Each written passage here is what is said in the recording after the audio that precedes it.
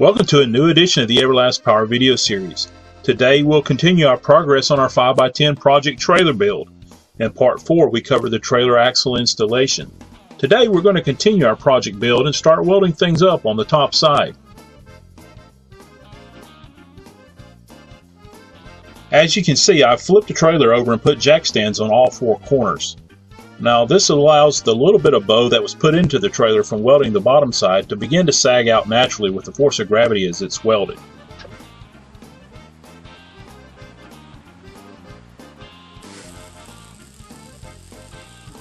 Since I welded everything with the trailer flipped upside down, I was not able to weld the top side since it was clamped flat to the support rails on the table.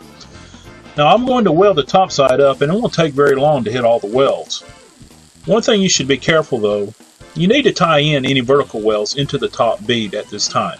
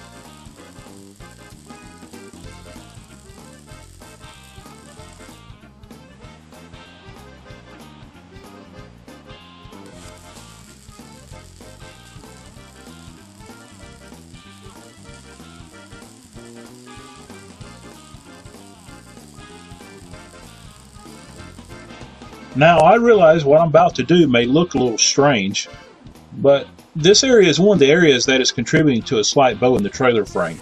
As I said before, it's fairly normal to have a slight bow in the frame after welding the bottom side. All I'm doing is welding a bead across the top of the frame to draw the metal back straight.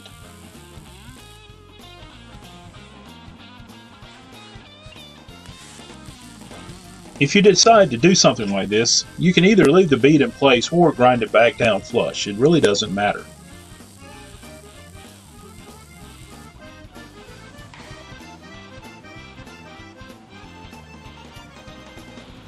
When you begin to fabricate the top rails, you can choose different top rail material.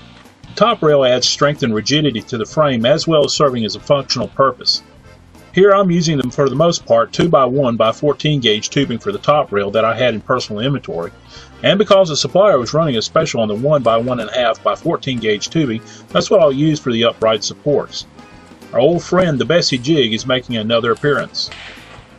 For each side rail, we'll use about 5 supports and space them out over the frame about every 36 inches or so that each support is not directly over a cross member section. Now this will add a little more rigidity to the frame. Now if the top rail begins to bow after you weld it, you can usually coax it back in place one rail at a time when you begin to install it. Because I want a rail that's about 1 foot height, I cut the uprights to 14 inches in length.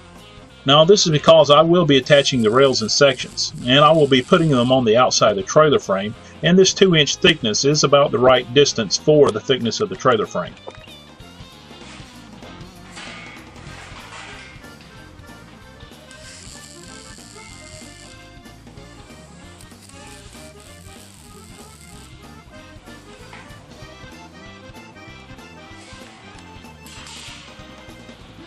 Okay, at this point you may want to grow an extra set of hands.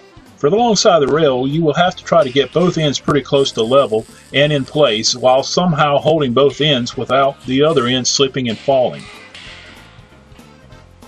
Now, just as with the trailer frame, I'm going to tack weld everything in place first. This allows me to make some adjustments and make sure everything is square and straight.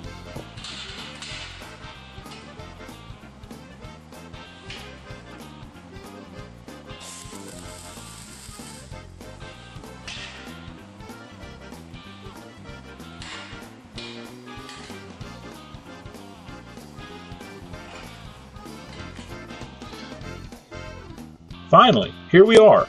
Does anything look any different? Now that we've got the top rails in place, join us for the next edition as we hit the downhill side of this trailer project build.